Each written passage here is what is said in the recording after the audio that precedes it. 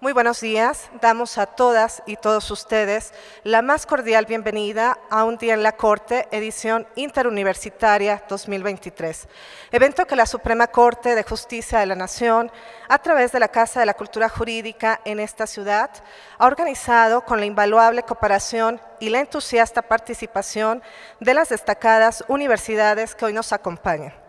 Centro de Estudios Superiores en Ciencias Jurídicas y Criminológicas, CECIJUC, Campus Morelia. Universidad Contemporánea de las Américas, Universidad La Salle Morelia, Universidad Latina de América, Universidad Michoacana de San Nicolás de Hidalgo, Universidad Montrer, Universidad Nova España, Universidad Vasco de Quiroga, que hoy es la anfitriona de este evento, Universidad Virtual del Estado de Michoacán y Universidad Vizcaya de las Américas. Agradecemos la presencia del maestro Luis Manuel Torres Delgado en representación del rector de la Universidad Vasco de Quiroga y en su calidad también de director de la Escuela de Derecho de la Universidad Vasco de Quiroga. Igualmente agradecemos la presencia de la maestra Estrella Rocío López Maciel, directora de la Casa de la Cultura Jurídica, ministro Felipe Tena Ramírez de la Suprema Corte de Justicia de la Nación. También agradecemos la presencia de la jueza María Guadalupe Maldonado Cruz, titular del Juzgado Cuarto Oral Familiar con residencia en Morelia, Michoacán. También agradecemos la presencia del licenciado Jorge Hernán Solís Hernández, encargado del área de vinculación y en cuanto representante del Centro de Estudios Superiores en Ciencias Jurídicas y Criminológicas Campus Morelia. Gracias por acompañarnos. Igualmente agradecemos la presencia de la maestra Danaira Rafael Vargas, coordinadora de la licenciatura en Derecho de la Universidad Contemporánea de las Américas y en representación de la universidad. Muchas gracias. Doctor Víctor Manuel López Rodríguez, director de la Escuela de Derecho de la Universidad La Salle Morelia y en representación de la Universidad La Salle. Maestro José Octavio Cisneros Ruiz, director del Departamento de Derecho de la Universidad Latina de América y en cuanto representante de la Universidad Latina de América. Muchas gracias por acompañarnos.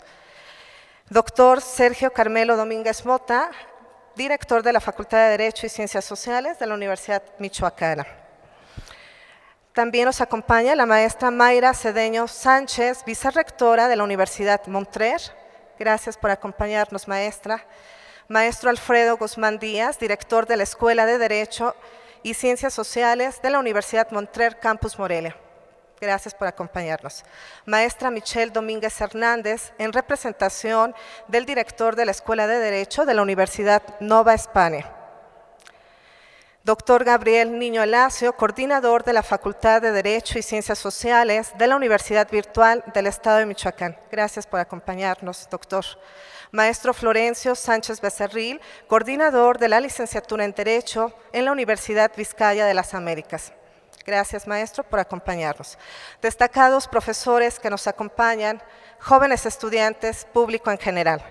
La Suprema Corte de Justicia de la Nación, a través de su Dirección General de Casas de la Cultura Jurídica, ha emprendido la tarea de difundir en la sociedad mexicana la labor jurisdiccional y las actividades que realiza nuestro máximo Tribunal de Justicia en el país, al resolver los asuntos de mayor trascendencia para nuestro país, entendiendo la realidad del derecho y no solo aplicando las normas por su letra, sino mostrando los argumentos y los razonamientos jurídicos que sustentan los asuntos discutidos por la Suprema Corte de Justicia de la Nación, con la intención de concientizar a las nuevas generaciones de juristas de esa sed de justicia que tanto anhela nuestra sociedad.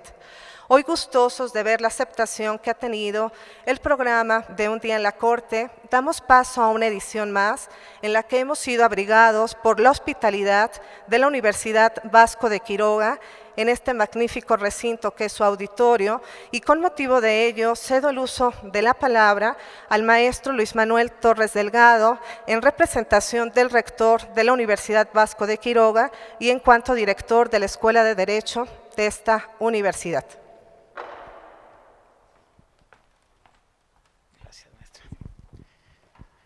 Gracias, maestra. Muy buen día a todas y a todos.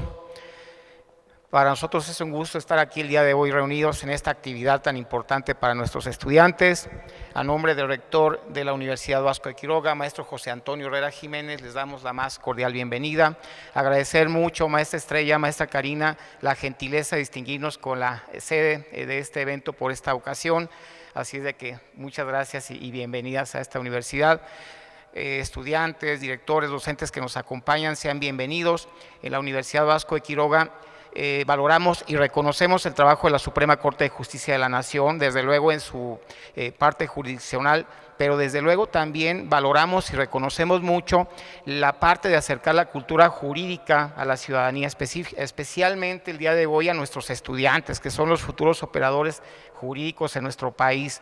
Así es de que pues sean bienvenidos, ¿no? Muchas gracias a nuestras ministras, ministros, secretaria, que el día de hoy van a llevar a cabo esta actividad, pues felicitarlos anticipadamente, que sea un evento que disfruten, no que sufran, que sea muy provechoso para ustedes, y sean bienvenidas y sean bienvenidos. Jueza, muy bienvenida, gracias por dar realce a nuestro evento el día de hoy, bienvenida también a la universidad. Pues muchas gracias, bienvenidas y bienvenidos todos nuevamente. La Casa de Estudios Universidad Vasco de Quiroga, inspirada precisamente en Vasco de Quiroga, les recibe con mucho gusto y les decimos que bueno, también es su casa. Bienvenidos y muchas gracias.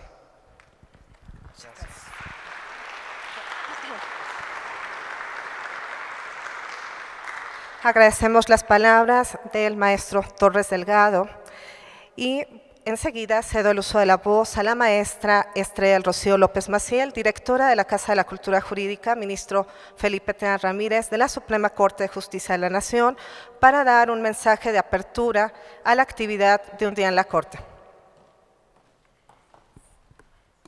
Muchas gracias. Gracias, ¿qué tal? Muy buenos días a todas y a todos. Bienvenidos a este evento. Muchísimas gracias a la Universidad Vasco de Quiroga por la oportunidad de estar esta mañana trabajando con todas y con todos ustedes. Y por supuesto también a nuestras ministras y ministros, bienvenidos y gracias por haber aceptado este reto que sin duda va a ser sumamente formativo en sus vidas. Muchísimas gracias a la jueza Maldonado Cruz por estar fungiendo en esta ocasión como ministra presidenta y pues compartirnos además también todos los conocimientos y toda la formación que por experiencia profesional ella ha logrado acumular y que ahora generosamente compartirá con todas nosotras. Y bueno, pues quiero también agradecer enormemente a todas las instituciones educativas que cada convocatoria que realizamos de este evento, que para nosotras es sumamente importante, se acerquen y pues colaboren en este equipo que hemos ido formando a lo largo de los años para beneficio del alumnado de las diversas instituciones.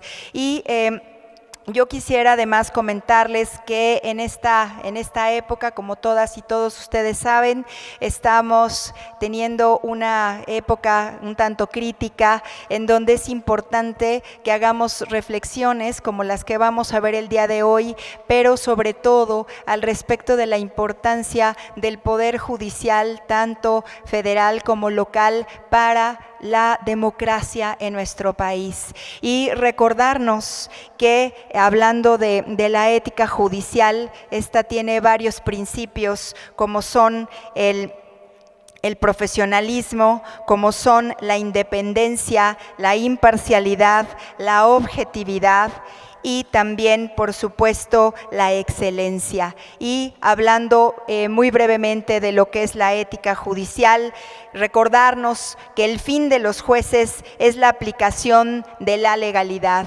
el imperio de la ley, según un proyecto o idea de justicia, y para ello la virtud que más coopera para lograrlo es la independencia, ya que evita la parcialidad y la discriminación. La independencia es la virtud judicial por excelencia y a la vez es el elemento necesario para que funcione bien. La independencia judicial es una de las características del Estado constitucional de derecho, la separación de poderes. Desde Montesquieu, la independencia es condición necesaria de la función judicial, se justifica en la vinculación única del juez a la ley. Es independencia frente a cualquier poder o instancia social que pueda, de cualquier modo, alterar su exclusiva dependencia de la ley y su imparcialidad respecto a las partes en conflicto. He ahí la importancia de esta independencia judicial que hoy estamos defendiendo y que con estos ejemplos de este trabajo que estamos realizando también como un día en la Corte, pues estamos acercándonos también a la población en general para que conozcan de este quehacer que hace nuestro más alto tribunal. Así que muchísimas gracias por estar aquí y pues de nuevo regreso el micrófono a mi compañera Cari. Gracias.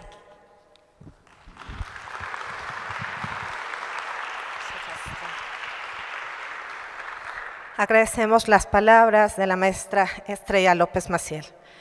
Pues bien, Un día en la Corte es un proyecto de la Dirección General de Casas de la Cultura Jurídica que surge en el año 2008 y tiene como objetivo acercar de una manera accesible y participativa a los jóvenes estudiantes de la licenciatura en Derecho a las actividades que realizan la Suprema Corte de Justicia de la Nación. En el ejercicio que estamos por presenciar participan jóvenes estudiantes destacados de la licenciatura en Derecho, fungiendo con el carácter de ministras y ministros de la Suprema Corte, así como de Secretaria General de Acuerdos, quienes realizarán una representación de una sesión del Tribunal Pleno, acompañados de la distinguida participación de la jueza María Guadalupe Maldonado Cruz, quien con su trayectoria y experiencia profesional dentro de esta institución del Poder Judicial del Estado estará coordinando y actuando con el carácter de ministra en este evento. El tema que el Tribunal Pleno abordará el día de hoy es derecho a los alimentos retroactivos, asunto que se desprende del amparo directo 2 del 2022, resuelto por la primera sala de la Suprema Corte de Justicia de la Nación. A continuación presentaré a nuestro honorable Pleno. Con el carácter de ministra presidenta nos acompaña la jueza María Guadalupe Maldonado Cruz, de quien me permito leer una breve semblanza curricular. Es licenciada en Derecho por la Facultad de Derecho y Ciencias Sociales de la Universidad Michoacana de San Nicolás de Hidalgo. Es maestra en Derecho Civil por la Universidad La Salle Bajío. Dentro de su trayectoria profesional podemos destacar los siguientes cargos: jueza de primera instancia en el Juzgado Tercero Civil de Zamora en el año 2015. De 2015 a 2018, jueza de primera instancia en el Juzgado Segundo Familiar de Morelia. Actualmente es titular del Juzgado Cuarto Oral Familiar del Estado, con residencia en esta ciudad de Morelia, Michoacán. Cuenta con diversos cursos de actualización y especialización, así como participaciones en diversas actividades académicas, tales como Mujer y Justicia, Lecciones Nuevas y Experiencias Aprendidas en el Poder Judicial del Estado, realizado en coordinación con la Secretaría de la Mujer. Cuenta con cursos de actualización en conciliación y mediación jurisdiccional por parte del Consejo del Poder Judicial del Estado de Michoacán. También cuenta con participaciones en reuniones nacionales de jueces realizadas por parte del Poder Judicial del Estado. También participación en el tercer taller de Migración y Judicatura Local, realizado por el Poder Judicial del Estado junto con la Secretaría del Migrante. Agradecemos su presencia. Muchas gracias, señora jueza.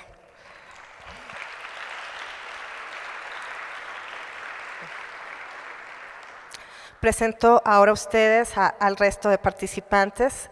En calidad de ministras y ministros nos acompañan Juan Jesús Alvarado Ortiz, alumno de la Universidad Montrer. Daniela Chávez García, alumna de la Universidad Vasco de Quiroga.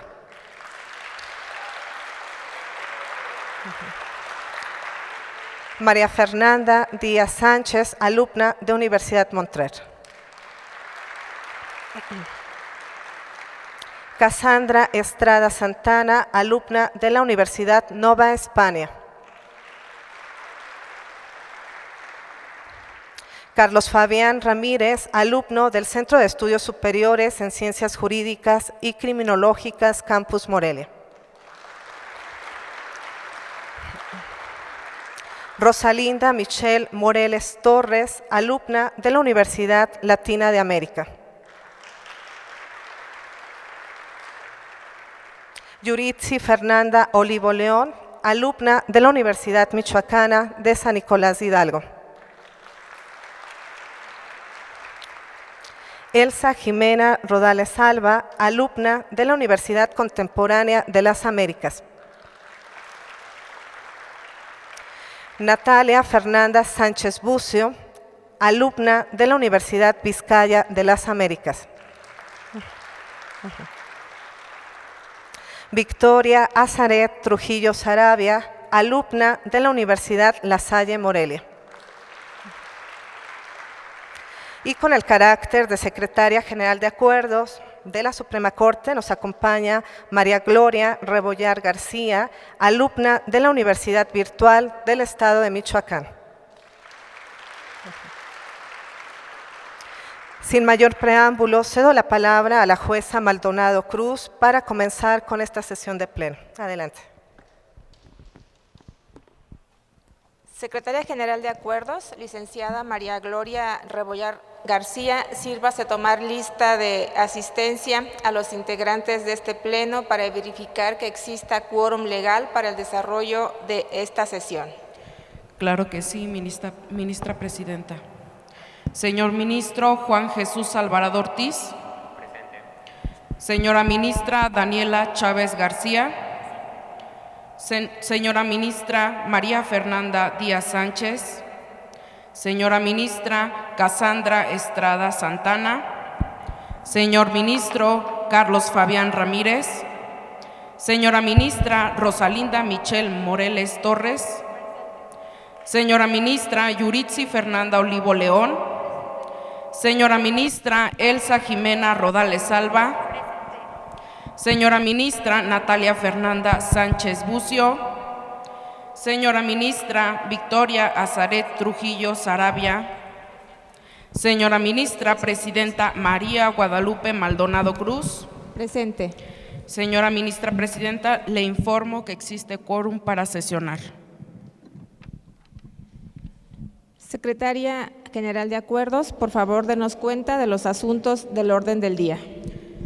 Con su permiso, señora ministra presidenta, sesión pública ordinaria del Pleno de la Suprema Corte de Justicia de la Nación, celebrada el 30 de octubre de 2023, se somete a su consideración el proyecto relativo a la resolución de amparo 2/2022. Para contextualizar el caso que nos ocupa, me permito señalar los siguientes antecedentes. Una persona reconocida por su padre a la edad de 20 años demandó de este el pago de alimentos retroactivos desde el día de su nacimiento hasta sus 25 años. Dicha demanda fue presentada 11 años después del reconocimiento, a través de una anotación marginal en el acta de nacimiento y 13 años después de que el actor cumpliera la mayoría de edad. Del asunto tuvo conocimiento un juez civil del estado de Morelos, quien dictó un proveído por medio del cual admitió las pruebas ofertadas por el actor, entre otras la prueba pericial en materia de contabilidad, los informes de diversas autoridades educativas y el informe del Instituto de Servicios Registrales y Catastrales del estado de Morelos. Asimismo, y una vez concluido el periodo probatorio, en términos de los artículos 167, 168 y 170 del Código Procesal Familiar del Estado de Morelos, dictó un nuevo acuerdo en el que ordenó el desahogo de la totalidad de las pruebas faltantes. En suma, el juez civil de conocimiento determinó que el actor en el juicio acreditó los elementos de la acción ejercida contra su padre y condenó al demandado al pago retroactivo de los alimentos contabilizados desde el nacimiento del actor hasta la fecha en la que adquirió la mayoría de edad. Inconforme con dicha resolución, el padre del actor interpuso recurso de apelación y señaló que el juez civil violó las reglas del procedimiento de origen y que, por tanto, debía ordenarse su reposición para efecto de nulificar las pruebas que fueron ordenadas de oficio. Indicó que con ello se suplió la deficiencia de la queja en favor del actor, a pesar de que a la fecha de la presentación de la demanda, este ya contaba con la mayoría de edad. Asimismo, expuso en esencia los siguientes agravios: que el actor en el juicio principal no tiene legitimación para promover el juicio de alimentos, en virtud que la persona que cubrió los alimentos de este durante su infancia fue su madre, y que el actor no acreditó que hubiese contraído deudas para su manutención durante su infancia, que la acción de alimentos ejercida por el actor se encuentra prescrita al haber sido presentada 11 años después del reconocimiento realizado en las oficinas del Registro Civil y 13 años después de haber cumplido la mayoría de edad, además de que de conformidad con el artículo 57 del Código Familiar del Estado de Morelos, la imprescriptibilidad de los alimentos opera únicamente para aquellos actuales y futuros, mas no para los retroactivos cuando el acreedor alimentario haya cumplido la mayoría de edad. Que no existe certeza en cuanto al nombre de la persona que demanda, en virtud que en la demanda aparece un nombre diverso del acta de nacimiento.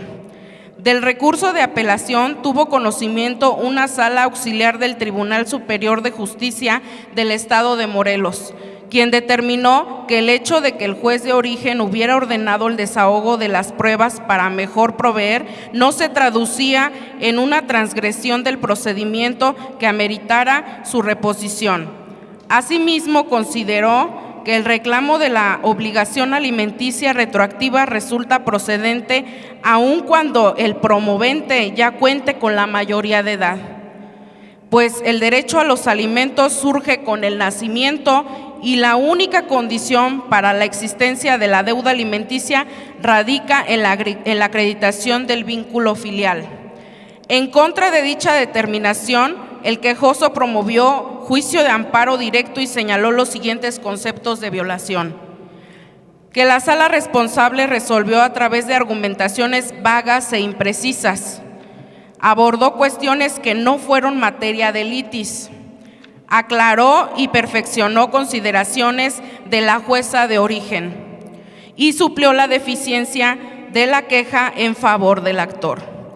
Que la autoridad responsable incorrectamente determinó que el actor sí contaba con legitimación activa en el juicio. Que la sala responsable de forma incorrecta determinó que el actor acreditó su acción sobre pensión alimenticia retroactiva, sin aportar prueba fehaciente con la que demostrara que ocurrió a algún préstamo o crédito para sufragar sus necesidades alimenticias, por lo que debía suponerse que el acreedor alimenticio tuvo dinero y bienes para afrontar esas erogaciones. Además, la madre del actor expresó haber sufragado íntegramente los alimentos de su hijo, lo que resulta evidente que la necesidad de percibirlos durante su minoría de edad ya fue satisfecha. Que la sala responsable indebidamente declaró infundado el agravio relativo a la falta de legitimación y personalidad del demandado, pues consideró que el error en la demanda respecto al nombre del actor constituía un vicio formal y no de fondo, cuestión que fue subsanada con el acta de nacimiento. Que la autoridad responsable debió ordenar la reposición del procedimiento para efecto de nulificar las pruebas que fueron ordenadas de oficio por la juzgadora, después de encontrarse cerrado el periodo probatorio, pues con ello se suplió la deficiencia de la queja en favor del actor, a pesar de que a la fecha de la presentación de la demanda ya era mayor de edad.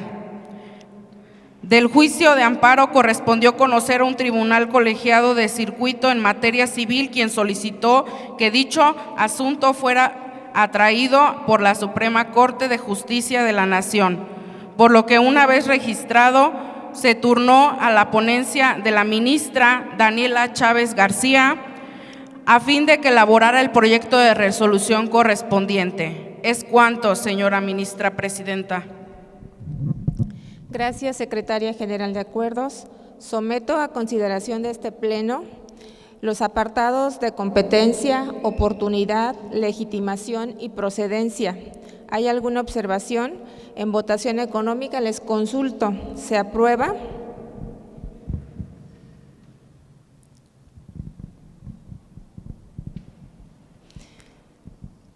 Señora ministra ponente, Daniela Chávez García, tiene usted la palabra para presentar el estudio de fondo del proyecto. Gracias, con su venia, señora ministra presidenta. Muy buenos días, compañeras y compañeros ministros. Pongo a consideración de ustedes el proyecto que con antelación se les ha entregado y que en este momento me permito exponer las líneas centrales sobre las que se sustenta el estudio de fondo de este proyecto. En primer lugar, el quejoso alude que su hijo no contaba con legitimación activa, por lo que la autoridad responsable de forma indebida validó la procedencia de la acción sobre pensión alimenticia retroactiva, por lo que el juzgador debió suponer que el acreedor alimentario contaba con dinero y bienes suficientes para sufragar sus necesidades alimenticias, las cuales ya quedaron satisfechas durante su minoría de edad. Además de que no probó que tuviera que acudir a algún préstamo o crédito para afrontarlas. Sin embargo, esto resulta infundado, ya que el hijo sí contaba con legitimación activa, toda vez que el deber de dar alimentos surge del vínculo materno-paterno-filial, es decir, que tiene un origen biológico y cuyo deber recae en ambos progenitores, lo cual me voy a permitir sostener con diversos amparos directos en revisión emitidos por la primera sala de este tribunal, en los que se ha abordado el derecho de los alimentos y la procedencia de su pago retroactivo. Ahora bien, en cuanto a la posibilidad de exigir el pago de alimentos de forma retroactiva, la primera sala de este tribunal ya se ha pronunciado a través de los amparos directos en revisión 2293/2013 y 5359/2015, a través de los cuales ya ha enfatizado que los alimentos constituyen un derecho fundamental del menor de edad consagrado en nuestro artículo 4º constitucional, y que a partir de la minoría de edad la necesidad alimenticia se presume, por lo que la presunción iuris tantum no opera con el derecho del acreedor alimentario, aun cuando el hijo ya fuera mayor de edad, porque en virtud del vínculo filial surge la obligación y la posibilidad de su reclamo por el incumplimiento en el pasado, por lo que los efectos se retrotraen e inciden en un momento en el que el hijo era menor de edad y por lo tanto gozaba de presunción de necesidad.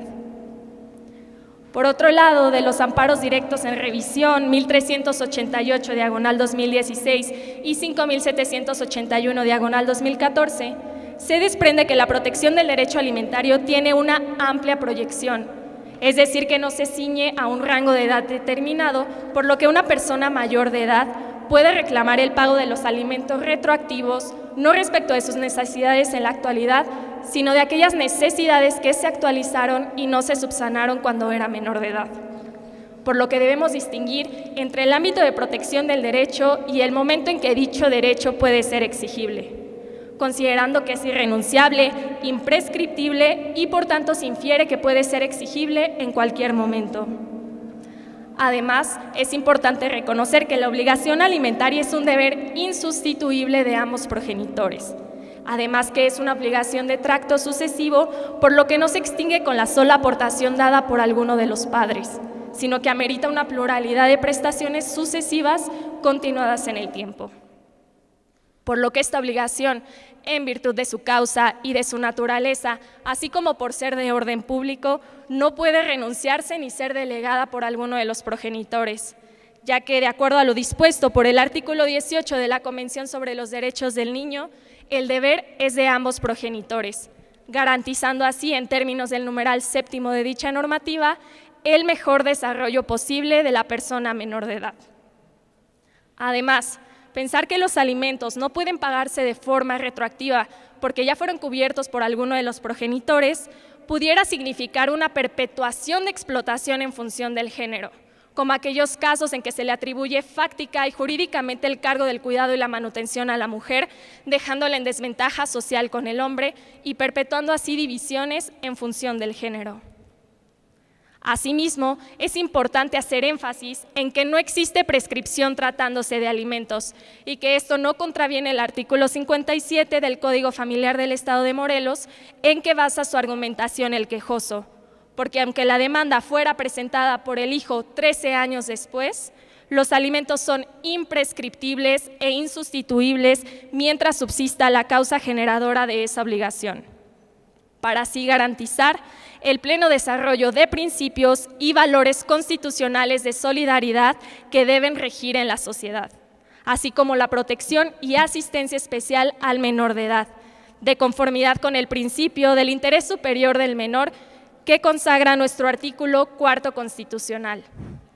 Señoras y señores ministros, por lo antes expuesto y fundado, y al resultar infundados los conceptos de violación planteados por el quejoso, lo procedente en este caso es negar el amparo de la justicia federal al quejoso, toda vez que se confirme el criterio sobre la procedencia de alimentos retroactivos ante el reconocimiento de paternidad, así como la imprescriptibilidad de esta acción. Es cuanto, señora ministra presidenta. Señoras y señores ministros, está a su consideración el proyecto de sentencia que nos presenta la señora ministra Daniela Chávez García. Los que gusten manifestar su postura, por favor háganlo levantando la mano para realizar la lista de participación.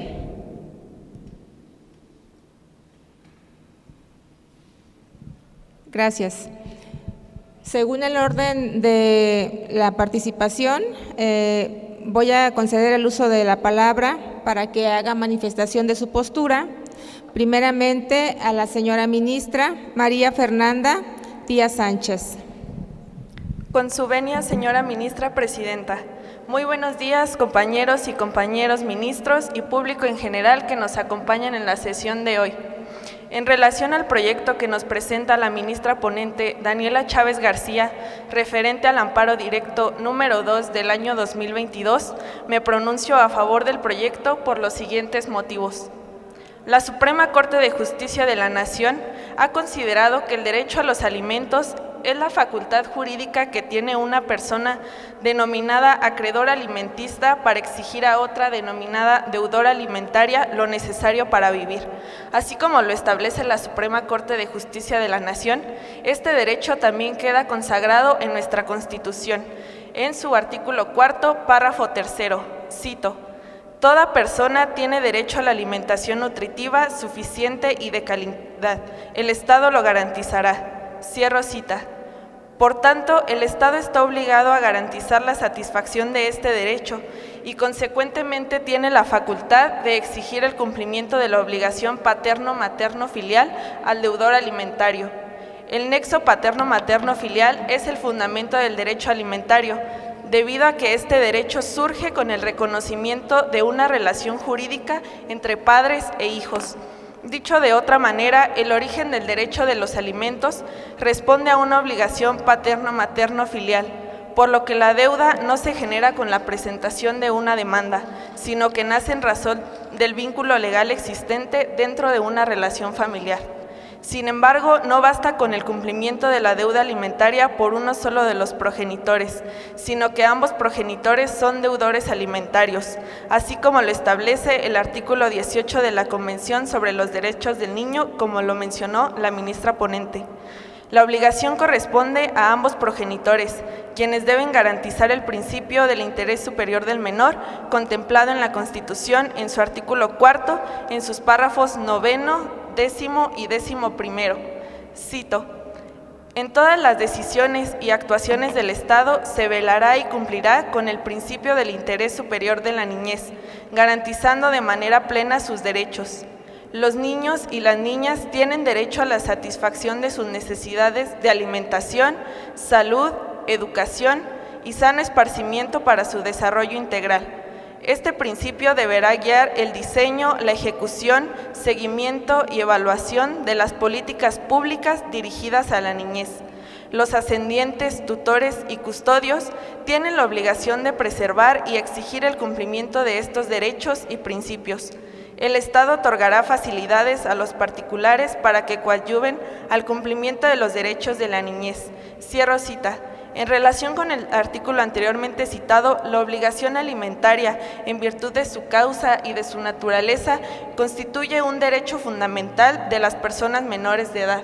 No obstante, los alimentos también pueden ser reclamados de forma retroactiva, aun cuando estas personas alcanzan la mayoría de edad, debido a que el momento para reclamar su pago inicia con el nacimiento y la obligación puede ser exigida en cualquier tiempo. Esto por ser un derecho imprescriptible e irrenunciable, sin que su exigencia durante un determinado periodo pueda ser entendida como una renuncia a los mismos. Por tanto, el derecho para solicitar los alimentos retroactivos no se extingue con el transcurso del tiempo. Esto quiere decir que no precluye. Mientras quede demostrada la existencia del derecho a recibir alimentos, la obligación subsiste sin importar el tiempo transcurrido sin haberlos reclamado.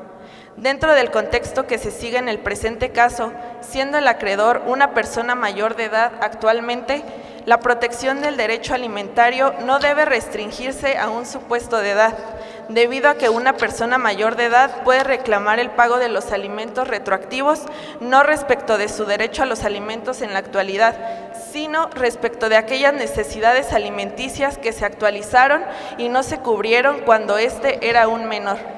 Es por ello que la referencia que hace el artículo 57 del Código Familiar del Estado de Morelos, relativa a que la imprescriptibilidad de los alimentos acontece solo respecto de los actuales y futuros, representa una clara violación a los principios que tutela el artículo 4 constitucional, en vista de que la acción para reclamar el pago de la pensión alimenticia retroactiva no debe estar sujeta a un plazo prescriptivo como lo plantea el artículo 57. Ya que ello no se encuentra ceñido a la garantía del interés superior del menor que protege nuestra norma máxima. Por lo anteriormente expuesto y fundado es cuanto, señora ministra presidenta. Gracias, señora ministra. Continuamos ahora con la participación de la señora ministra Victoria Zaret Trujillo Sarabia. Con su venia, señora ministra presidente. Muy buenos días, compañeros y compañeras ministras de este Pleno de la Suprema Corte de Justicia de la Nación y público en general que nos acompaña el día de hoy. En relación al proyecto de sentencia presentado por la ministra Daniela Chávez García referente al amparo directo 2-2022, me pronuncio a favor del proyecto. El reconocimiento de la paternidad es una circunstancia de carácter declarativo. Esto significa que existe un vínculo filial desde el nacimiento. Ambos padres tienen ese vínculo con el acreedor alimentario. Desde que la persona nace, se genera por consecuencia lógica el nacimiento de una obligación, es decir, la obligación de dar alimentos. Se establece que esta obligación es imprescriptible, lo que quiere decir es que no va a prescribir. Existen circunstancias especiales, como por ejemplo, el hecho de que no se hayan otorgado en algún momento los alimentos o que el acreedor alimentario haya sido omiso. Sin embargo, esto no lo exime de esa obligación filial. Esto no va a prescribir así pasen los años. Los alimentos son una obligación insustituible para los progenitores. No se pueden sustituir, incluso si alguno de los progenitores ya cubrió esa obligación, como lo es en el caso que nos ocupa el día de hoy. Esta obligación es insustituible para ambos padres. Generalmente, la carga de los alimentos recae en la madre, ya que es ella quien se encarga del menor. Sin embargo, esto no quiere decir que esa obligación ya quedó sustituida por el padre. Es decir, si el acreedor alimentario tuvo lo mínimo indispensable para subsistir proporcionado por la madre, no significa que el padre esté exento de esta obligación. Cada uno de los padres tiene la obligación de proporcionar lo que les corresponde de manera individual, y el que lo haya hecho no está liberado de esa obligación porque el otro sí lo hizo. Nos encontramos también ante el hecho de que los derechos de las infancias no son materias de generar circunstancias de incertidumbre para el menor o para el acreedor alimentario. Para ello, la Convención de los Derechos de los Niños, en su artículo 18, primer párrafo, nos dice: Los Estados partes pondrán el máximo de su empeño en garantizar el reconocimiento del principio de que ambos padres tienen obligaciones comunes en lo que respecta a la crianza y el desarrollo del niño. Incumbirá a los padres, o en su caso, a los representantes legales, la responsabilidad primordial de la crianza y el desarrollo del niño. Su preocupación fundamental será el interés superior del niño. Cierro cita. Si el acreedor no cuenta con el acceso a los alimentos o no se cumple esta obligación, se estaría atentando contra un derecho fundamental. Independientemente de que el deudor haya conocido o no la existencia del embarazo o la existencia de un menor, que tan es así que se tuvo el reconocimiento años posteriores, el solo hecho de reconocerlo como su hijo es aceptar que él tenía una obligación frente a la ley, con independencia también de que lo haya hecho o no de mala fe el no proporcionar los alimentos. Es por eso que el día de hoy me encuentro a favor del proyecto versado sobre la retroactividad de alimentos, ya que recordemos que como ministros y ministras, a través de esta resolución realizada de forma colegiada, con la participación de todas y todos ustedes, compañeros, al aprobar este proyecto de resolución presentado por la ministra Daniela Chávez, pretendemos marcar un precedente y enviar un mensaje contundente a todos los deudores alimentistas, que así como hacen ejercicio de su derecho a la libre sexualidad y libre reproducción, que sepan que ello conlleva una obligación de proporcionar alimentos y que esta obligación no va a prescribir. Es cuanto, ministra presidenta. Gracias, señora ministra.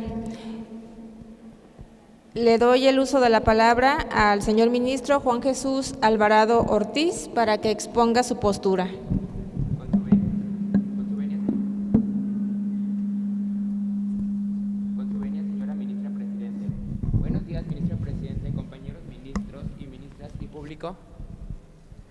Y público que hoy nos acompaña. Mi postura es a favor del proyecto que nos presenta la ministra ponente Daniela Chávez García en torno a la negación del amparo y protección de la justicia federal a la parte quejosa del presente asunto que hoy nos ocupa. Posicionamiento que funda y motivo de la siguiente manera. El artículo 4 de la Constitución Política de los Estados Unidos Mexicanos nos ilustra dentro de uno de sus apartados el derecho de los alimentos en favor del menor. Como bien ya había sido mencionado dicho fundamento legal de manera literal al ser aludido por la ministra que me antecedió, María Fernanda Díaz Sánchez, y por motivo de economía procesal, omito dar lectura nuevamente. No obstante, es de importancia y utilidad este fundamento en favor de mi postura en pro del proyecto presentado por la ministra ponente Daniela Chávez. Fundamento legal que dirige de manera rectora mi posicionamiento en torno al proyecto presentado, toda vez que este precepto constitucional estriba en las aras de la supremacía constitucional, así como en la jerarquización de las leyes y ordenamientos, recordando con ello el hecho de que la Carta Magna de nuestro país se encuentra por encima de cualquier normativa y, por lo tanto, las decisiones del Estado deben de regirse dentro del marco legal que la misma nos señala y nos precisa. Si bien es cierto el hecho de que el acreedor alimentario acudió a la reclamación de alimentos años después de su reconocimiento como hijo, así como también tiempo después de haber cumplido la mayoría de edad, recordemos el hecho de que el derecho de los alimentos es imprescriptible, teniendo como antecedente legal el amparo directo en revisión 5781/2014, decisión que descansa sobre nuevos criterios en relación con la retroactividad de la pensión alimenticia. Desde el nacimiento del acreedor alimentario. De igual manera, a fin de evitar la vulneración de derechos de todos aquellos deudores alimenticios, se estipula que el cumplimiento de la obligación será de acuerdo a la situación económica de aquel ascendiente obligado.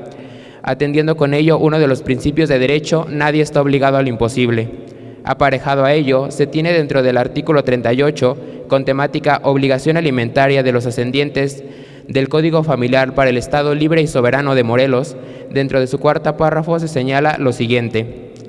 La pensión alimenticia derivada de una sentencia de reconocimiento de paternidad debe ser retroactiva al momento del nacimiento del menor, destruyendo por completo de esta manera uno de los argumentos presentados por la parte quejosa del asunto que hoy nos reúne, fundada en el artículo 57 de la codificación anteriormente planteada y precisada, el cual a la letra menciona: el derecho de recibir alimentos es imprescriptible por lo que se refiere a alimentos actuales y futuros. respondiendo a ello de la siguiente manera. Una persona mayor de edad puede reclamar el pago de los alimentos retroactivos, no respecto a su derecho a los alimentos en la actualidad, sino respecto a su derecho a los alimentos, sino respecto de aquellas necesidades alimenticias que se actualizaron y no se subsanaron cuando era una persona menor de edad. Por lo anterior expuesto y fundado, así como en consideración con las representaciones constitucionales y estatales y tomando en cuenta los antecedentes judiciales al caso, sustento en hecho y derecho mi posicionamiento aquí planteado y precisado, compañeros ministros y ministras. Haciendo una última apreciación en torno a la legitimación del acreedor alimentario para comparecer dentro de este asunto, considerando el hecho de que el deber de dar alimentos a las personas menor de edad surge del vínculo materno-paterno-filial, y es un deber que recae en ambos progenitores, vínculo corroborado a través del reconocimiento de paternidad ejercido por el mismo quejoso, así como el hecho de que aunque la madre haya subsistido al menor en torno al tema de alimentos, esto no exime de la obligación a la parte quejosa del asunto que hoy nos ocupa.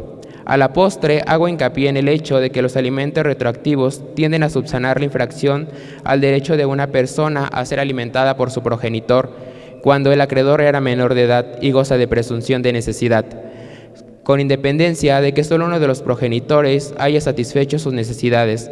Es cuanto, ministra Presidente.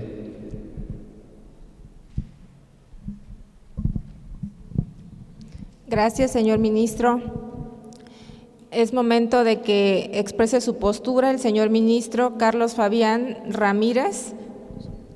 Con su venia, señora ministra presidenta, respecto a la propuesta de sentencia que nos presenta la ministra ponente Daniela Chávez García, me pronuncio a favor del proyecto de resolución, sustentando mi postura en los siguientes razonamientos.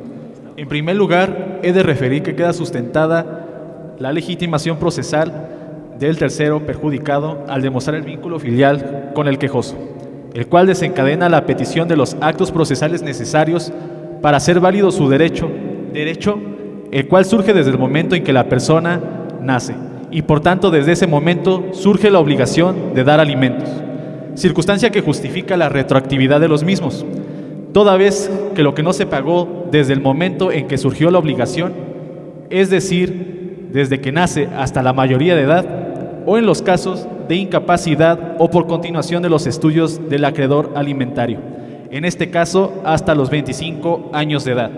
Sigue subsistiendo con el paso del tiempo la obligación del padre deudor.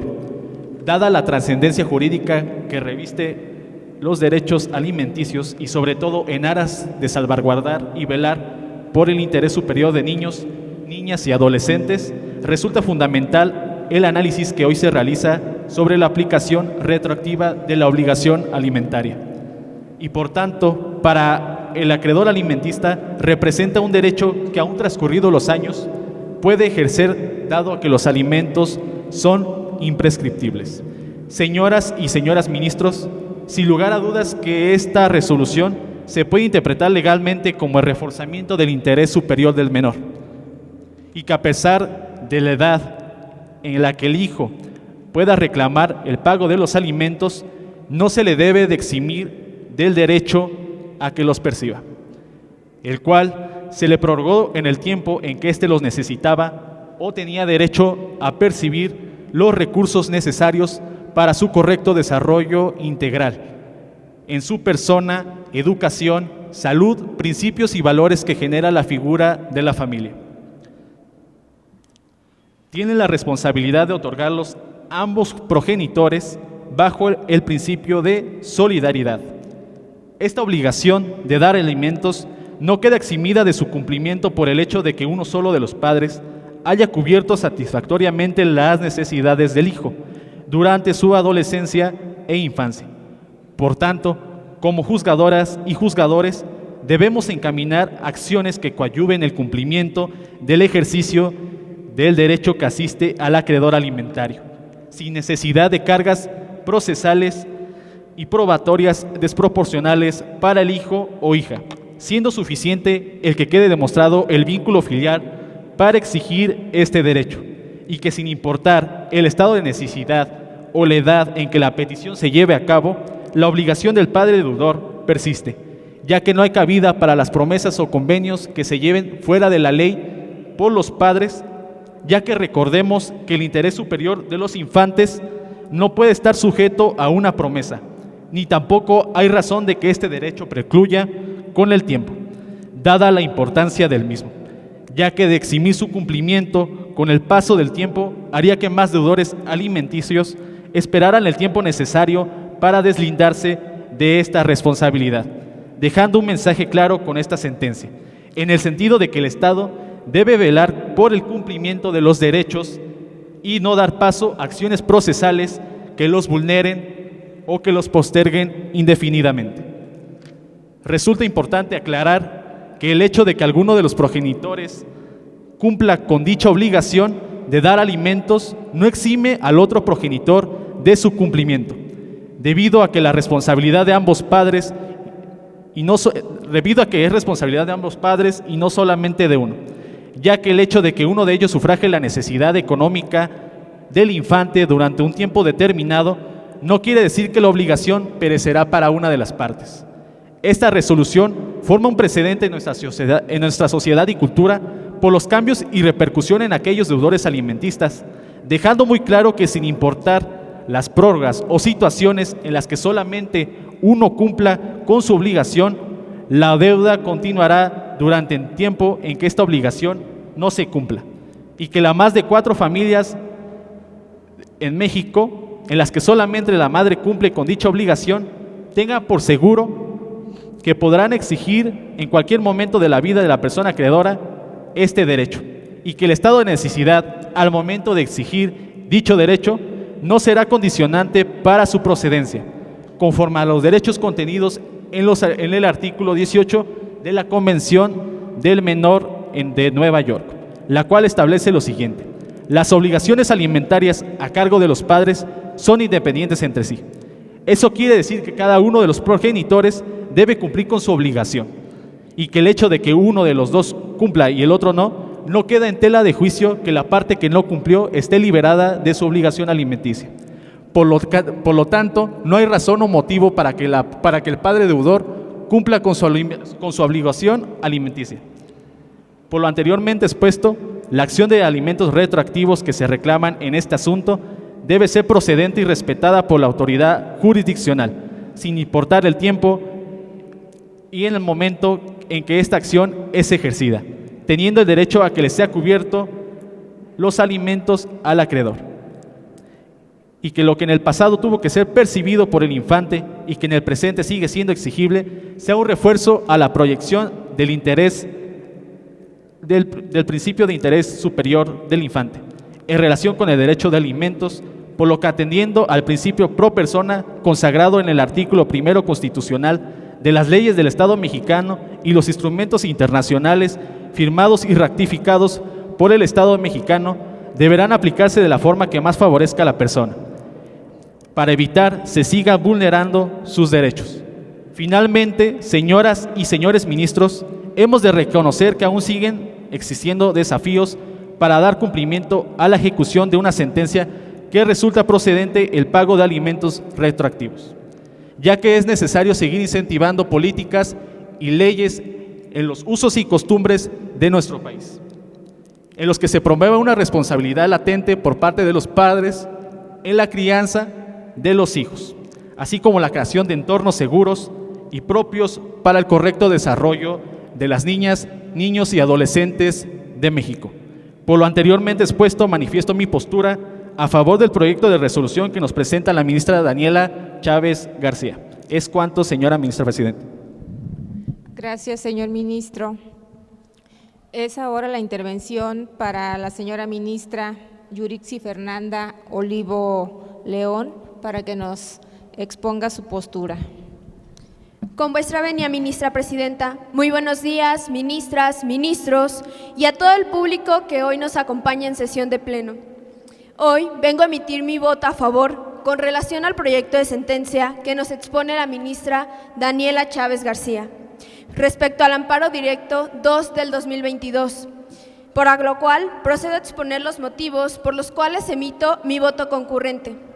Como es conocido por este pleno, el Tribunal Colegiado de Circuito en materia civil solicitó que el asunto que tratamos hoy fuera traído por la Suprema Corte, la cual, con fecha 8 de septiembre del 2021, decidió ejercer su facultad de atracción, ya que el presente cumplía con los requisitos de interés y trascendencia.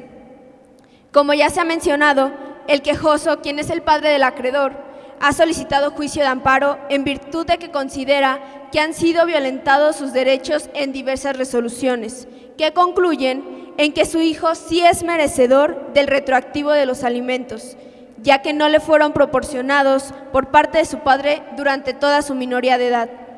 Para lo cual, me permito realizar el siguiente análisis, donde expongo las razones por las cuales estoy a favor del proyecto de sentencia presentado por la ministra ponente. Primeramente, el recibir alimentos es un derecho al que todo individuo es acreedor, el cual se crea con el nacimiento y con la relación filial entre progenitores y el infante, por lo que los padres tienen la obligación de proporcionarlos, tal y como queda establecido en el artículo 103 de la Ley General de los Derechos de las Niñas, Niños y Adolescentes, que a la letra dice: son obligaciones de quienes ejercen la patria potestad, tutela o guarda y custodia, así como de las demás personas que por razón de sus funciones o actividades tengan bajo su cuidado niñas, niños o adolescentes, en proporción a su responsabilidad y, cuando sean instituciones públicas, conforme a su ámbito de competencia, las siguientes. Fracción primera, garantizar sus derechos alimentarios, en donde estos derechos alimentarios comprenden la satisfacción de las necesidades de sustento y supervivencia. Teniendo esto en cuenta, y tal y como lo dice el artículo previamente citado, los que ejercen la patria potestad, quienes comúnmente son los padres, están obligados a cumplir con lo establecido en dicha ley, por lo que el quejoso, al ser el padre legal reconocido de quien reclama el pago de alimentos, está comprometido a hacerse cargo de dicho adeudo. Esto, a pesar de que quien reclama los alimentos es mayor de edad, pues no hay razón para eximir al quejoso de dicha obligación alimentaria, porque aunque el acreedor ya no sea menor de edad, durante su infancia no recibió el equivalente a los alimentos que debieron ser proporcionados por su padre, vulnerando así su derecho a una vida digna durante su niñez. Si bien es cierto que la madre solventó los alimentos del acreedor, ¿por qué el padre de éste debe quedarse exento de cumplir con dicha obligación? Si esto fuera así, estaríamos vulnerando nuestro Estado de Derecho, el cual tiene como base fundamental la igualdad de género. Y si ambos individuos procrearon a quien hoy reclama los alimentos, ¿por qué solamente la madre debe hacerse cargo de cubrir todas las necesidades del acreedor durante su minoría de edad o incluso hasta más? Por lo que es menester generar un precedente para visibilizar que ambas partes tienen esta obligación alimentaria para con el acreedor y que no recaiga en una sola persona. Para ello, me sustento en el artículo 4 constitucional, que dicta: la mujer y el hombre son iguales ante la ley. Esta protegerá la organización y el desarrollo de la familia. Por lo que el padre se encuentra en la posición de subsanar los alimentos no brindados, tal y como lo hizo la madre del acreedor en su momento, generando así una igualdad de obligaciones entre ambas partes, atendiendo a lo citado por nuestra Carta Magna. Ahora bien, el derecho a exigir alimentos es imprescriptible, pues la referencia que hace el artículo 57 del Código Familiar para el Estado de Morelos respecto a que la imprescriptibilidad de los alimentos únicamente es sobre los presentes y futuros, no puede entenderse en el sentido de que extinga el derecho a reclamar los alimentos que no fueron suministrados en su momento, por lo que el hijo del quejoso podía solicitar su pago en cualquier instante, ya que estos no fueron suministrados durante su minoría de edad, y tomando en consideración que ese derecho se crea con el nacimiento, no se puede negar su cumplimiento, a menos de que dicha obligación haya sido cubierta durante la infancia. El quejoso también hace mención de que quien es el acreedor, y así como la madre, ninguno recurrió a préstamos o créditos para solventar su vida diaria. Sin embargo, no es de proceder este argumento, ya que no es necesario recurrir a estos recursos para demostrar que ambas partes también están obligadas a cumplir con los alimentos del menor, ya que dicha obligación depende únicamente de la existencia del vínculo filial, mas no de las acciones a las que se tiene y puede llegar a recurrir.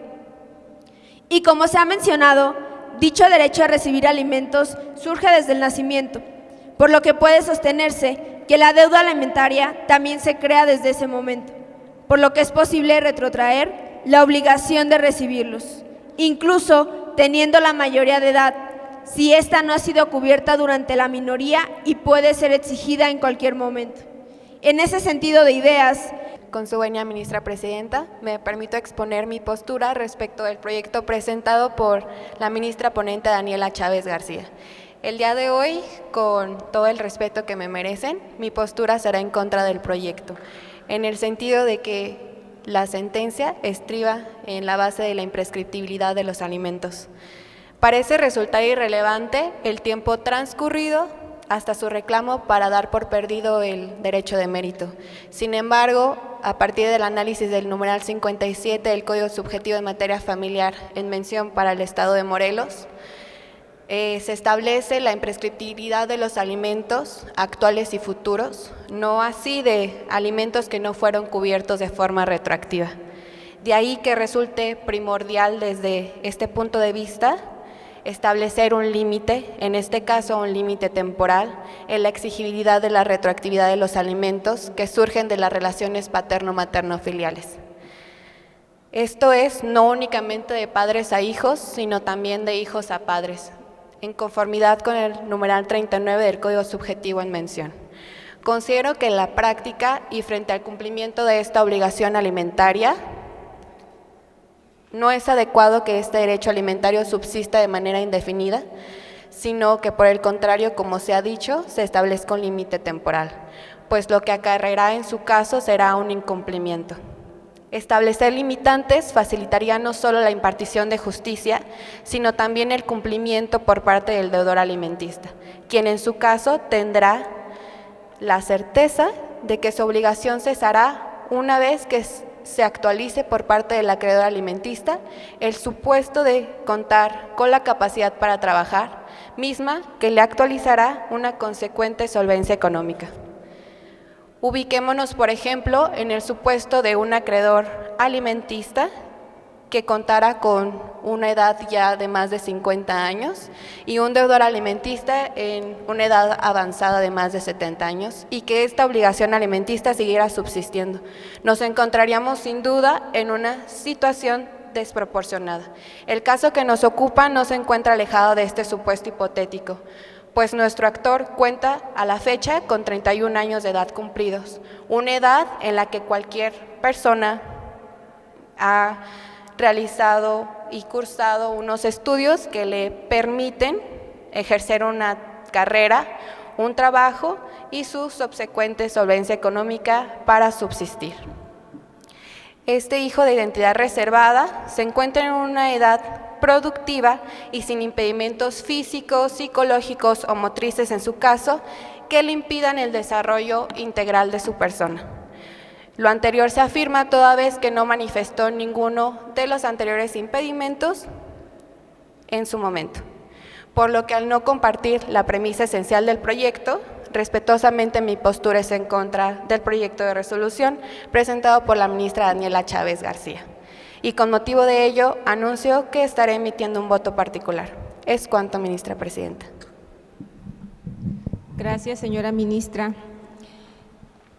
La intervención para la señora ministra Elsa Jimena Rodales Alba, para que nos dé a conocer su postura. Gracias, ministra presidenta. Buen día a todos los presentes.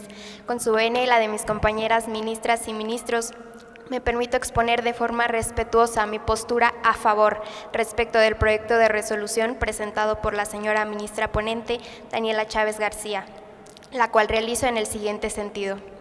Primeramente, me pronuncio en relación al tema de la legitimación activa que alega el quejoso, en el sentido de que su hijo carecía de legitimación activa en el juicio y que la única persona legitimada para reclamar el pago de alimentos retroactivo lo es su madre, pues se presume que las erogaciones por este concepto fueron realizadas por ella cuando el primero era menor de edad.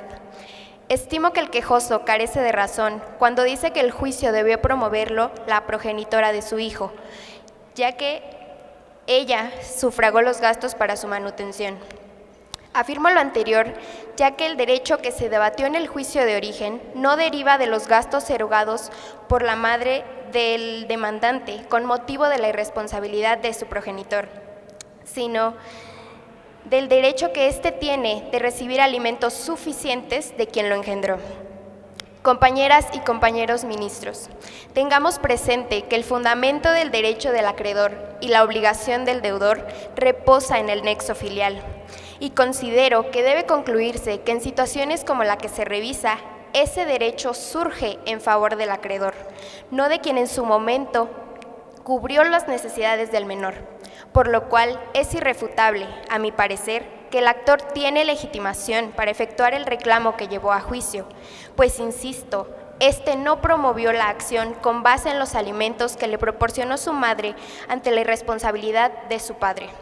Lo que exigió fue la porción de alimentos que no fueron proporcionados por su progenitor y que ciertamente le habrían procurado un mejor nivel de vida, al que ciertamente habría podido acceder de haberse cumplido la obligación por ambos progenitores, ya que la fijación de la pensión alimenticia está íntimamente relacionada con el derecho de acceso a una vida digna, sin que tampoco el hecho de que la madre se haya visto en la necesidad de cubrir los alimentos de su hijo cuando era menor de edad ante la falta de cumplimiento del padre sea excluyente para éste, pues dicha circunstancia en modo alguno lo libera de su obligación de proporcionarlos.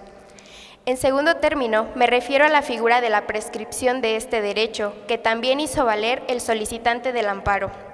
Y como ya lo han mencionado varias de mis compañeras ministras y ministros, la obligación de dar alimentos es imprescriptible, por lo que el plazo en el que el actor instauró la acción de pago retroactivo no puede llevar a ponderar, menos aún a absolver de la condena al pago de la pensión alimenticia retroactiva, ya que, a mi parecer, esta es la única interpretación compatible con su interés superior y el principio de igualdad y no discriminación, dada la naturaleza del derecho alimentario de los menores establecido en el referido artículo 4º constitucional y en la Convención sobre los Derechos del Niño. En otro orden de ideas, expongo de manera reiterada que los alimentos constituyen un derecho fundamental de las personas menores de edad y estimo que pueden ser reclamados de forma retroactiva aun cuando alcanzan la mayoría de edad, por lo que el momento para reclamar su pago inicia al nacer y puede ser exigido en cualquier momento, por ser un derecho imprescriptible e irrenunciable, que tutela la satisfacción de la necesidad alimentaria pasada de las personas menores de edad. Hemos de tener presente que la exigibilidad de este derecho no está limitada al tiempo en que el acreedor era menor de edad, ya que la imprescriptibilidad del derecho alimentario genera que estos puedan reclamarse también en forma retroactiva, con independencia de que cuando sean exigidos la parte acreedora ya sea mayor de edad, como en el caso. La posibilidad de reclamar el pago de alimentos no se circunscribe a la época de la minoría de edad, por lo que, a mi juicio, tal derecho debe ser excluido de la aplicación de la figura de la prescripción, por lo que la imprescriptibilidad, como característica específica de la obligación alimentaria, implica que mientras se demuestre el derecho a recibir alimentos, esa obligación subsiste, sin importar para ello el tiempo transcurrido sin haberlos reclamado, o incluso que habiendo tenido la oportunidad no se hayan solicitado, pues tales cuestiones no significan la pérdida del derecho a reclamarlos con posterioridad.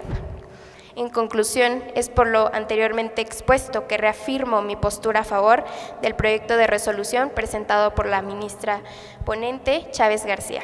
Es cuanto, señora ministra presidenta. Gracias, señora ministra. La intervención para la señora ministra Natalia Fernanda Sánchez Bucio para su postura. Gracias, señora ministra presidenta. Buenos días a todas y a todos los presentes. Con su venia, señora ministra presidenta, y la de mis compañeras y compañeros ministros. El día de hoy me permito emitir mi postura en relación al proyecto que se nos ha presentado por la ministra ponente Daniela Chávez García, y en este sentido me encuentro a favor del proyecto de resolución por los siguientes motivos. El acceso al derecho de los alimentos se rige por distintos principios que deben ponderarse al momento de fijar una pensión alimenticia y, en este caso, el pago retroactivo de los alimentos. Haciendo razón al principio de proporcionalidad, podemos inferir que, tratándose de alimentos, se debe atender a la capacidad económica del deudor alimenticio y a las necesidades de quien deba recibirlos, teniendo presente que otorgar alimentos es un derecho de todas las niñas, niños y adolescentes y es una obligación de todas las autoridades correspondientes. Tienen esta obligación de garantizar el derecho de alimentos al acreedor alimentario, así como su derecho integral y disfrute efectivo de sus derechos. En este sentido, los órganos jurisdiccionales, autoridades administrativas y órganos legislativos, tanto a nivel federal como local, tienen la obligación de tomar en cuenta el interés superior del menor como una consideración primordial y promover, respetar, proteger y garantizar los derechos de las personas menores de edad de conformidad con los principios de universalidad, interdependencia, indivisibilidad y progresividad. En el ámbito jurisdiccional, el interés superior del menor es tanto un principio orientador como una clave de la actividad interpretativa relacionada con cualquier otra norma jurídica que deba aplicarse a un niño en caso concreto o que pueda afectar sus intereses. Así, el interés superior del menor ordena la realización de una interpretación sistemática que considere los deberes de protección de los menores y derechos especiales de estos previstos en la Constitución Política de los Estados Unidos Mexicanos, en los tratados internacionales y en las leyes de protección de la niñez. La Ley General de los Derechos de Niñas, Niños y Adolescentes, a través de los artículos 2, párrafos 2 y 3, 17 y 18, prevé que el interés superior de la niñez debe ser considerado de manera primordial. Por otra parte, el artículo 15 de dicha ley refiere que las niñas, niños y adolescentes deberán disfrutar de una vida plena en condiciones acordes a su dignidad y en condiciones que garanticen su desarrollo integral. Aludiendo al principio jurídico superior de la niñez, se desprende que es un derecho que tienen todas las niñas, niños y adolescentes de ser considerados prioridad en las acciones o decisiones que les afecten en lo individual. Del mismo modo, es una obligación de todas las instancias públicas y privadas tomarlo como base en las medidas que adopten e impacten a este grupo de la población. Dicho principio busca la mayor satisfacción de todas y cada una de las necesidades de niñas, niños y adolescentes. Su aplicación exige adoptar un enfoque basado en derechos que permitan garantizar el respeto y protección a su dignidad e integridad física, psicológica, moral y espiritual.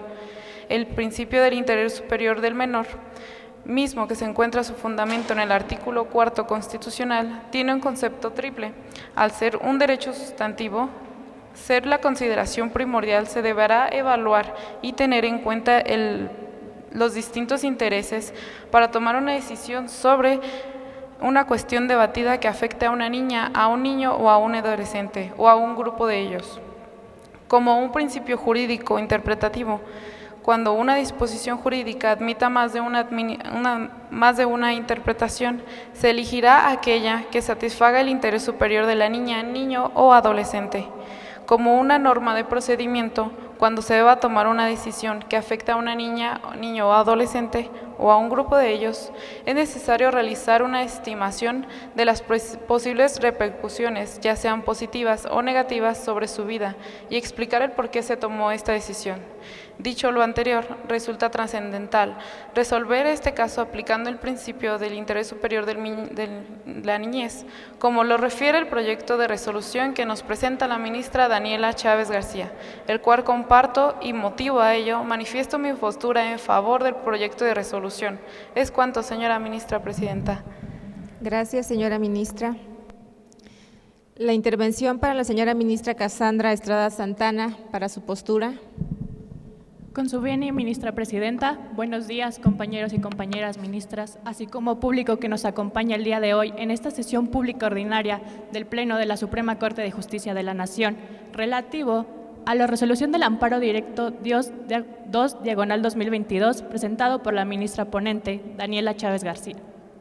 Menciono que para lograr obtener una economía procesal me voy a limitar a argumentar extensamente, toda vez que los argumentos anteriormente realizados cuentan en su mayoría con una similitud. Asimismo, me limito a no citar textualmente los códigos, legislaciones y normativas con anterioridad precisados, pero así hacer mención de los artículos más sobresalientes de estos mismos y que podrían resultar útiles para este procedimiento. Dicho esto, me gustaría comenzar a hacer mención de que comparto ideología con la ministra Rosalinda Michelle Moreles Torres, pues si bien tenemos claro que el interés superior del menor es aquel que se busca satisfacer con celeridad, no siempre es bajo términos distintos a cumplir con la constitucionalidad del mismo. Pues si bien la prescripción de los alimentos no es un tópico estrictamente legislado en la actualidad, sí existe jurisprudencia y amparos directos sobre ello, misma que versa únicamente en sentido positivo hacia el menor, pues como ya lo hemos mencionado antes, el objetivo principal de esto es salvaguardar y garantizar el interés superior del menor. Pero ¿qué pasa cuando el interés superior se pierde? Pues con el paso del tiempo ya no es un menor el que busca se le subsanen los alimentos omitidos en un periodo de tiempo específico, sino ahora es un adulto quien busca ser el acreedor alimentario, en el entendido de que la imprescriptibilidad de los alimentos no existe, e ignorando únicamente a la legislación del artículo 57 del Código Familiar del Estado de Morelos, que estipula y contempla únicamente a los alimentos actuales y no futuros, pues todo ser humano tiene derecho a la satisfacción de la educación, de un esparcimiento sano y de una correcta alimentación, en los supuestos siguientes, acorde a su edad, hasta que este menor finalice sus estudios o en el caso concreto de una incapacidad, en la cual le sea necesario un tiempo mayor al estimado a la satisfacción de los mismos. Dicho hecho, podemos decir que la parte actora que condenó el pago retroactivo de los alimentos 13 años posteriores a haber cumplido la mayoría de edad no cuenta con una insatisfacción de alguna de las anteriores necesidades, esto porque su madre lo sufragó en temporalidad y totalidad, y que por la temporalidad de la acción el deudor alimentario podría estar presentando una desproporcionalidad y una desventaja al momento de la condena del pago, pues no se le exime de su cumplimiento, pero sí se le desconoce de una situación económica actual y se le desconoce de su capacidad física y mental para poder cubrirla, pues al existir la posibilidad de que éste esté cerca de la tercera edad, lo convierte también a él en un sector vulnerable no visibilizado ante esta problemática. Por lo dicho esto, en base en derecho, reafirmo con totalidad mi postura en desacuerdo y emito respetuosamente un voto particular en contra del proyecto presentado ante este Pleno. Asimismo, invito a mis compañeros y compañeras ministras a desarrollar un análisis en perspectiva de género y vulneración de sectores para las siguientes sesiones que se aborden en este Pleno. Es cuanto, ministra presidenta. Muchas gracias por su intervención, señora ministra. Con su permiso, señoras y señores ministros, una vez que ustedes ya han dado su punto de vista, han externado sus posturas acerca de este proyecto, considero que es el momento en que yo voy a dar mi propio punto de vista. Primeramente, participo del proyecto a favor con la ponente, señora ministra María Fernanda, ya que es importante este tema que estamos analizando porque se va a mandar a la ciudadanía un mensaje de atención, un mensaje de conciencia para las paternidades y las maternidades que han decidido la procreación.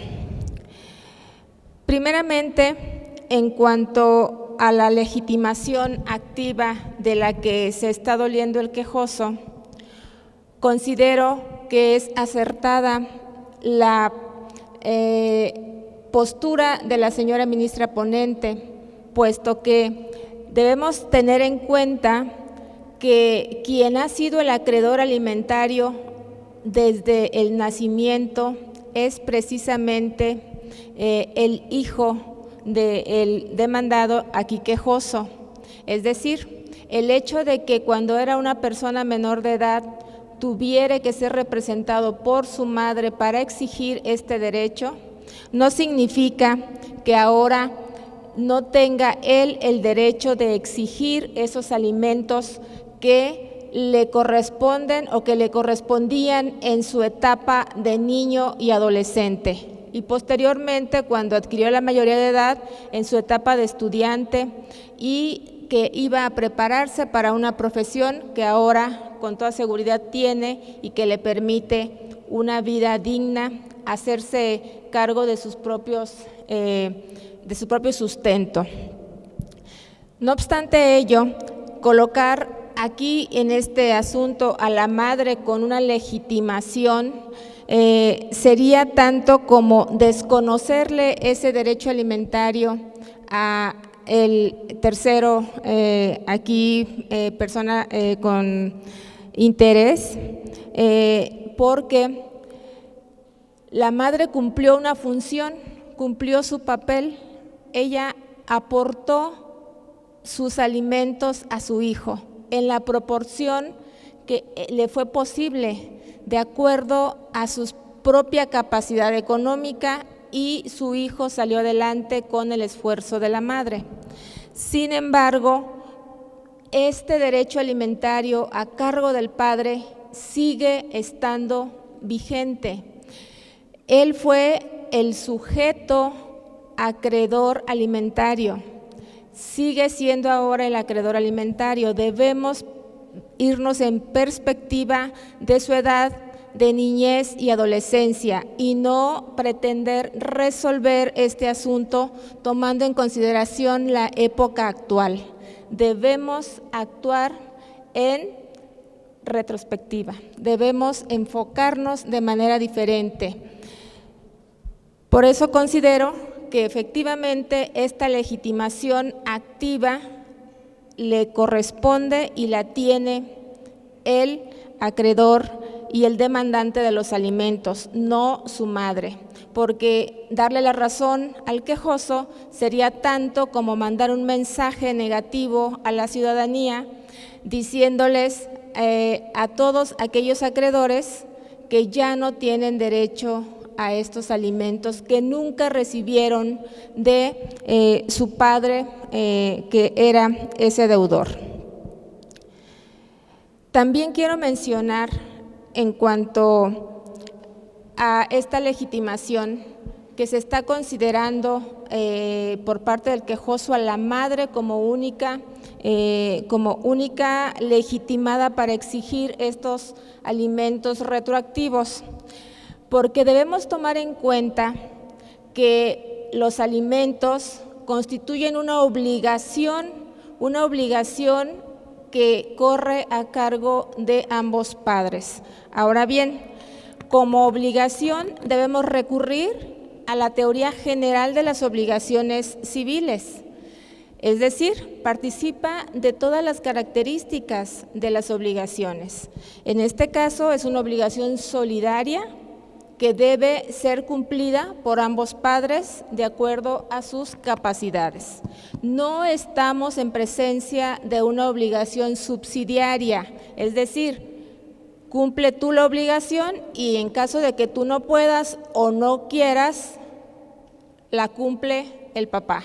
Es decir, ambos tienen esa obligación solidaria en igualdad de circunstancias, en igualdad de obligaciones, mas no es una obligación solidaria. Por ello es que emito esta postura, reforzando o estando de acuerdo totalmente con la ponente. Por cuanto vea la prescripción de la acción, también considero que esta prescripción no se da. ¿Por qué? Porque precisamente, como lo dijo la señora ministra, es una obligación que no puede prescribir porque una de las características de la pensión alimenticia es justamente la imprescriptibilidad. el derecho alimentario no prescribe. Y si no prescriben los alimentos presentes y los futuros, no debemos hacer una distinción para ordenar una prescripción a alimentos retroactivos o ya pasados. Tampoco considero que deba acreditarse por parte de los acreedores la existencia de deudas o algún tipo de créditos que en su momento quien sí cumplió con la obligación alimentaria pues tuviera que demostrar esta existencia. ¿Por qué? Porque no estamos hablando de alimentos caídos como si habláramos de un derecho laboral donde existen pues este tópico de salarios caídos, ¿sí? Aquí es algo distinto, aquí es imprescriptible por la propia naturaleza de la institución, que son alimentos. Y de esa manera no podemos dar este tópico o partir de la prescriptibilidad de la obligación o de la acción. No puede haber esta prescripción en estos temas. Finalmente, quiero mencionar que en relación a que todos hemos señalado la base fundamental, el criterio fundamental para las resoluciones, el interés superior de niñas, niños y adolescentes.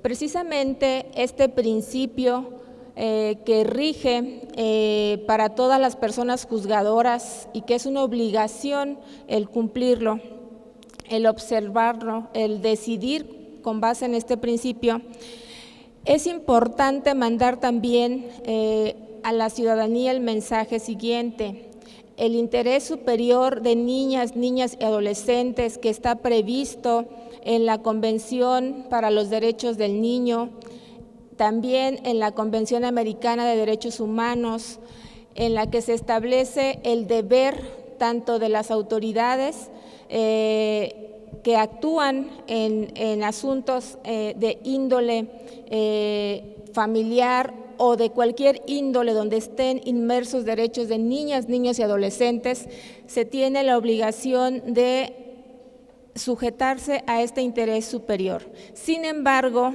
quiero mencionar que la Convención de los Derechos del Niño es clara y enfática en decir: el interés superior del niño debe ser cumplido por sus padres y por las autoridades, de tal manera que el interés superior del niño está en primer lugar a cargo de sus propios padres. De ahí que el quejoso debe respetar ese interés superior que tuvo su hijo cuando era un niño y un adolescente. Desde esa perspectiva, considero que hemos hecho un análisis exhaustivo para resolver este amparo, en el que estamos siendo por mayoría enfáticos en señalar que el derecho de alimentos retroactivos debe ser analizado desde una perspectiva distinta a la que analizamos a los alimentos actuales en las resoluciones que se ponen a consideración de las personas juzgadoras. Por ello es que señalo que también voy a emitir un voto particular en este caso, un voto concurrente en este caso, perdón. De esta manera queda ya la participación de todos los ministros aquí interventores, y le pido a la Secretaria General de Acuerdos que dirija a esta presidenta expresando en este momento que tome los votos y haga la intervención. Sí, ministra presidenta, con gusto. Señor ministro Juan Jesús Alvarado Ortiz. A favor del proyecto. Señora ministra Daniela Chávez García. Con el proyecto. Señora ministra María Fernanda Díaz Sánchez. A favor del proyecto. Señora ministra Cassandra Estrada Santana. En contra del proyecto. Señor ministro Carlos Fabián Ramírez. A favor del proyecto. Señora ministra Rosalinda Michelle Moreles Torres. En contra del proyecto. Señora ministra Elsa Jimena Rodales Alba. A favor del proyecto. Señora ministra Natalia Fernanda Sánchez Bucio. A favor del proyecto. Señora ministra Victoria Azaret Trujillo Sarabia. A favor del proyecto. Señora ministra Yuritsi Fernanda Olivo León. A favor del proyecto.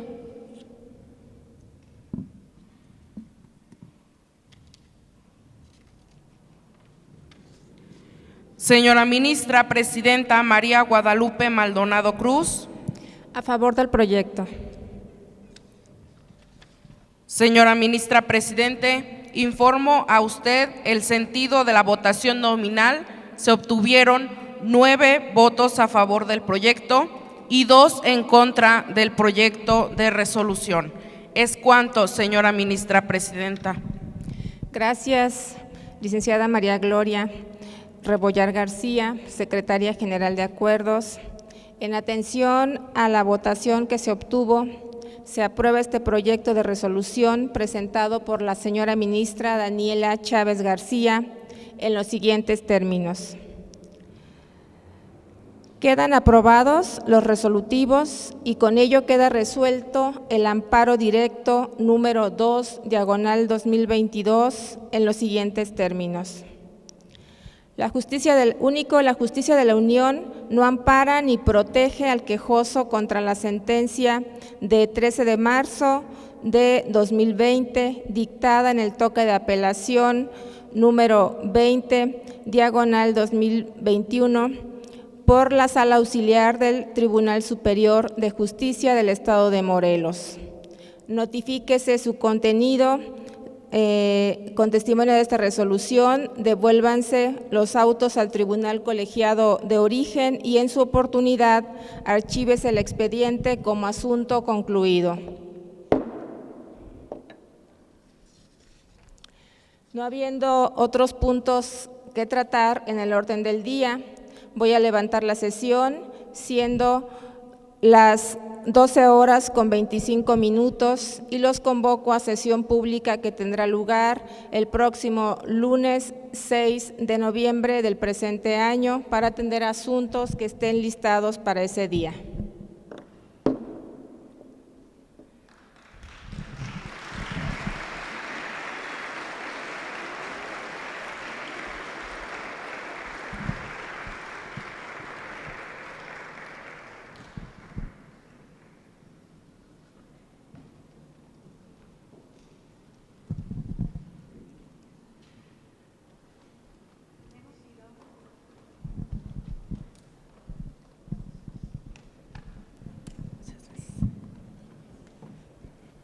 Agradecemos las valiosas intervenciones y aportaciones de cada uno de ustedes, participantes de un día en la Corte, y de manera especial expresamos nuestro agradecimiento y reconocimiento a la señora jueza María Guadalupe Maldonado Cruz, quien con su experiencia y trayectoria profesional ha venido a nutrir y enriquecer de una manera muy interesante y significativa la discusión generada en un día en la Corte, en la que hemos podido advertir la relevancia que cobra el hacer una adecuada aplicación de los principios en materia de derechos humanos. A continuación procederemos a hacer la entrega de sus reconocimientos y de un presente por su participación, así como un presente por parte de la Universidad Vasco de Quiroga, a las ministras, a los ministros, así como a nuestra secretaria general de Acuerdos en esta representación. Para lo cual pedimos nos acompañe al frente la maestra Estrella del Rocío López Maciel, directora de la Casa de la Cultura Jurídica de aquí de Morelia, Michoacán, así como el maestro Torres Delgado, director de la Facultad de Derecho de esta universidad. En primer lugar, entregamos reconocimiento a la jueza María Guadalupe Maldonado Cruz.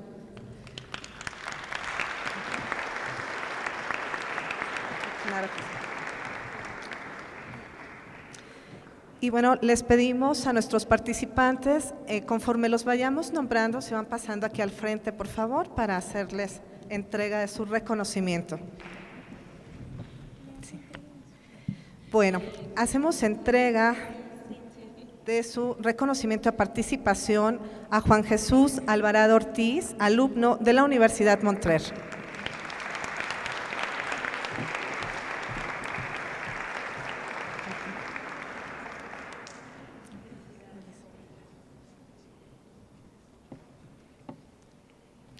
Entregamos igualmente reconocimiento a Daniela Chávez García, alumna de la Universidad Vasco de Quiroga.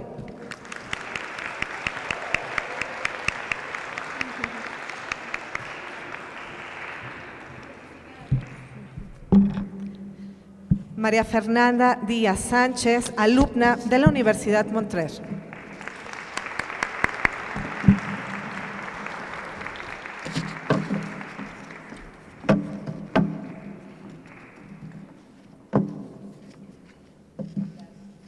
Cassandra Estrada Santana, alumna de la Universidad Nova España.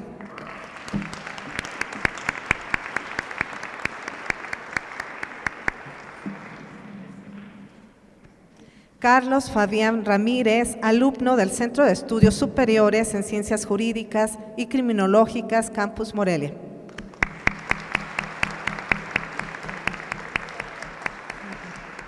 Rosalinda Michelle Moreles Torres, alumna de la Universidad Latina de América.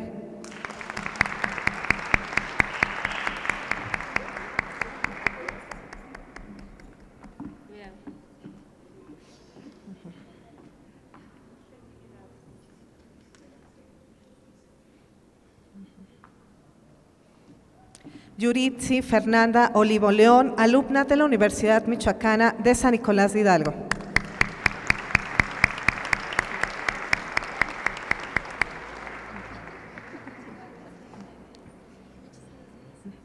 Elsa Jimena Rodales Alba, alumna de la Universidad Contemporánea de las Américas.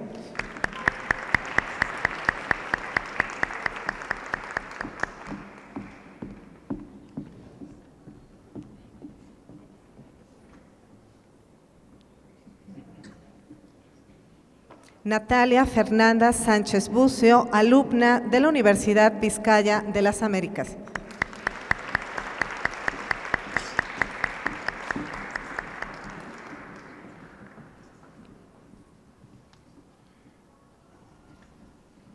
Victoria Azaret Trujillo Sarabia, alumna de la Universidad La Salle Morelia.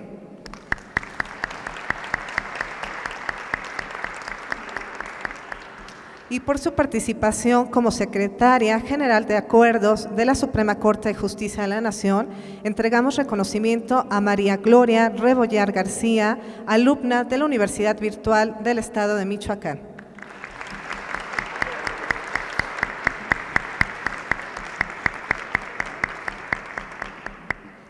Pues muchísimas felicidades a todas y todos ustedes y sin lugar a dudas que el Poder Judicial de la Federación tiene un compromiso muy claro y muy definido por los derechos humanos. Pero este compromiso con los derechos humanos no se traduce solamente en el dictado de las sentencias, sino en su cercanía con la ciudadanía, un Poder Judicial que se muestra abierto, que interactúa, que dialoga y que pretende sentar las bases para que tengamos un mejor país, un país más justo, más igualitario. Pero hemos de tener presente que para lograr ese cometido esencial de velar por el orden constitucional y por la defensa de los derechos humanos, es sustancial que se respeten los principios constitucionales de supremacía, soberanía, democracia y división de poderes, siendo este último pieza clave para que se cumplan diversos principios, entre ellos el principio de independencia judicial, lo cual le permita realizar su tarea de impartición de justicia sin intromisiones que dañen y que vulneren el sistema de justicia mexicano y con ello el Estado de Derecho. Desde esta óptica, las Casas de la Cultura Jurídica refrendamos nuestro compromiso de seguir promoviendo la cultura jurídica y el quehacer jurisdiccional de nuestro máximo Tribunal de Justicia en el país, a través de nuestro programa permanente de eventos y actividades, así como de diversos servicios a nuestros acervos documentales. Finalmente, queremos agradecer a todas las autoridades de diversas universidades que nos acompañan, pero de manera especial agradecemos aquí a la Universidad Anfitriona, a todas sus autoridades. Muchísimas gracias. Gracias a la Universidad Vasco de Quiroga por su apoyo, por la hospitalidad para hacer posible la concreción de un día en la Corte. Y pues bueno, esperamos seguir fortaleciendo con ustedes los lazos de colaboración interinstitucional. A todos los presentes, muchísimas gracias por su asistencia y les esperamos en próximas actividades. Muy buenas tardes. Gracias.